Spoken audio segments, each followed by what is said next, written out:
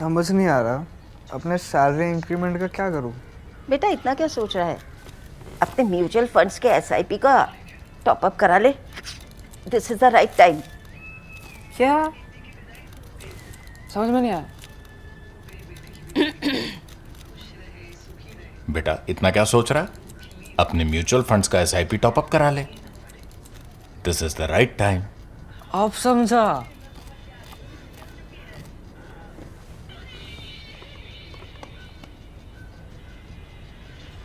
Mutual fund investments are subject to market risks. Read all scheme related documents carefully. Lieutenant Colonel Inderjeet Singh had tried to stall his incredulous headquarters when the orders came in to attack, claiming the 13th of December 1971 was an inauspicious date. The excuse likely had been manufactured on the fly, but it turned out to be prophetic. From an old mule shed on the mountain, ill-prepared soldiers desperately clawed their way up the path toward the summit at Daruchia, their progress marked by blood-stained clods of earth. 5 officers, 7 junior commissioned officers, and 18 other soldiers were killed, according to India's official war history, with another 74 missing in action. Last week, bitter fighting erupted again around that 1971 war battleground. Troops positioned at the Indian Army posts, Nangi Tekri, Jungle Tekri, and Bump, all captured in hand-to-hand fighting during the lead-up to the battle at Daruchia, opened fire across the line of control in the most serious single incident since a ceasefire went in place in 2021.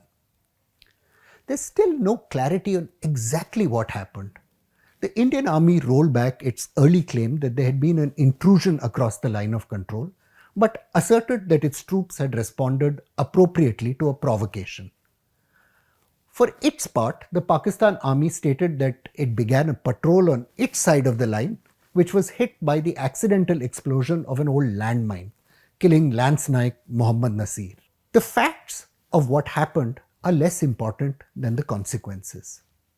Like so often in the past, India and Pakistan might just be walking toward another crisis on the LOC, oblivious of how little missteps and misjudgments can have terrible consequences on this path. For weeks now, tensions have been mounting in the region as jihadists from Pakistan-occupied Kashmir have been pushing their way past the LOC and heading towards Kashmir.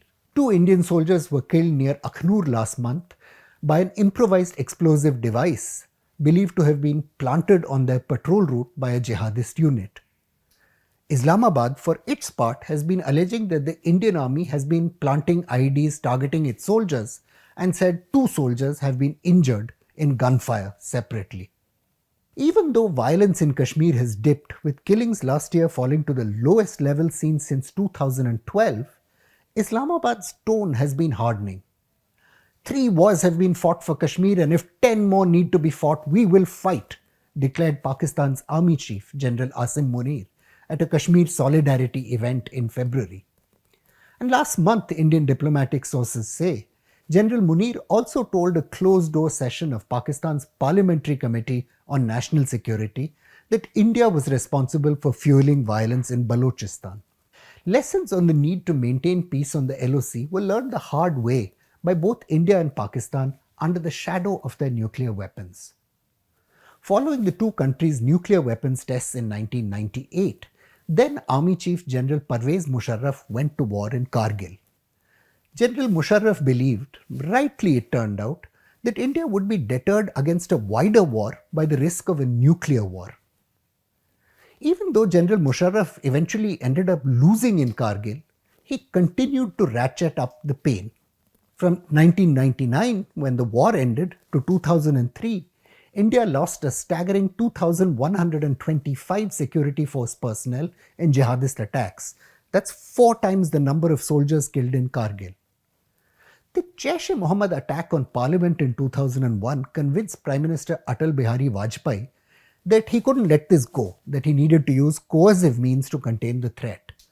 Vajpayee ordered the army to position itself for war, leading to what has been widely described as the most significant military build-up since the Second World War.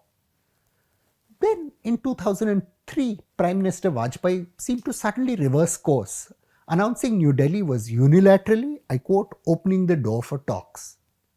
Well, why did this happen?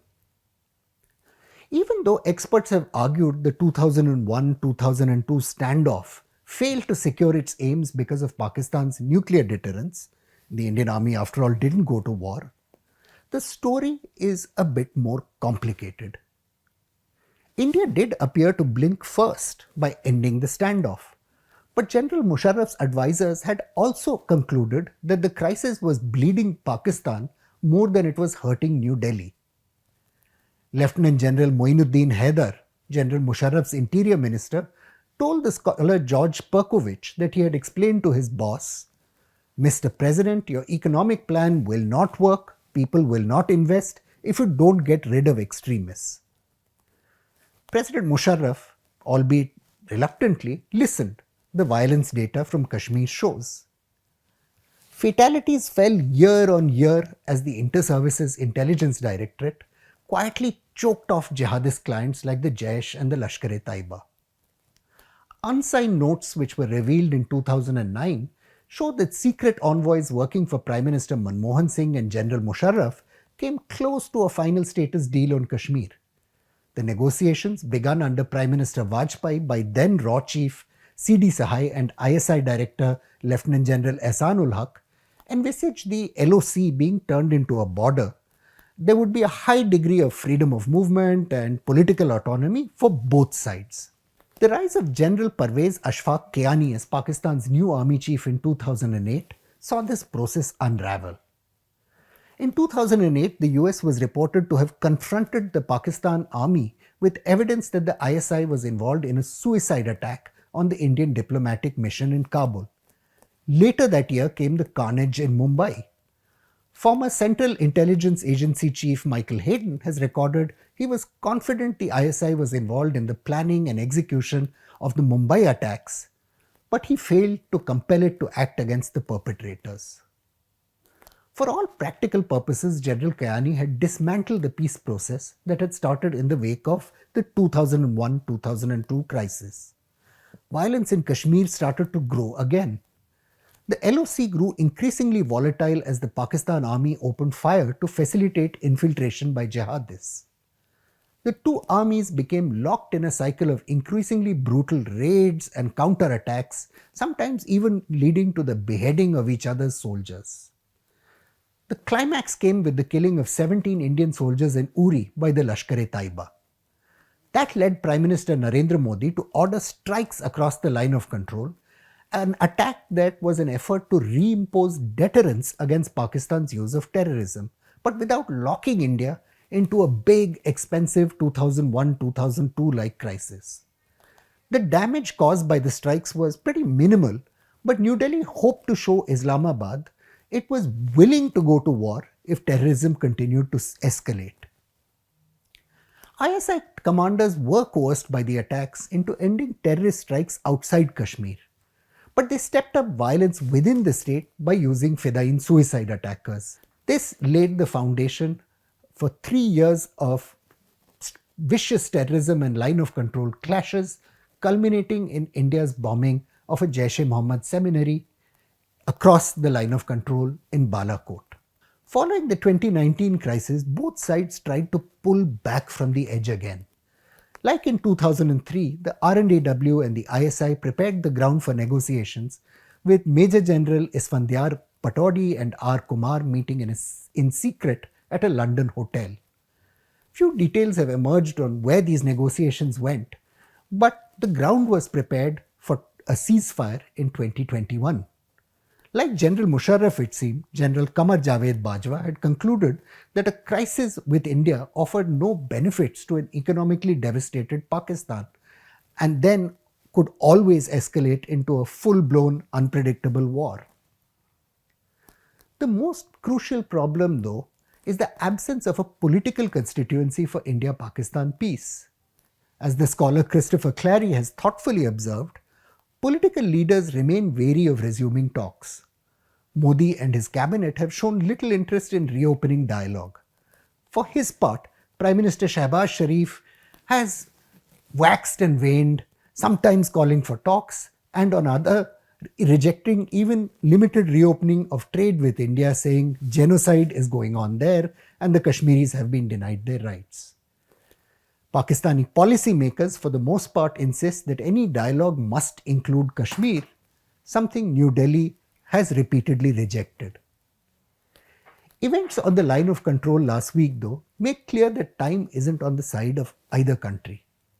Even the limited terrorist attacks seen on the Indian Army and on Hindu residents of Kashmir in 2024 could potentially have led to results that would have compelled New Delhi to strike across the border. The skirmishes on the line of control, similarly, can spiral, just like they did in the build-ups after 1999, 2008 and 2016. General Munir's words suggest he no longer sees a stalemate on the line of control as serving Pakistan's interests. To him, the calibrated use of violence might seem like leverage. But his predecessors learnt that it's only a small step from there to plunging the region into crisis. I'm Praveen Swami and I'm a contributing editor to ThePrint. Thank you for watching this episode of Security Code.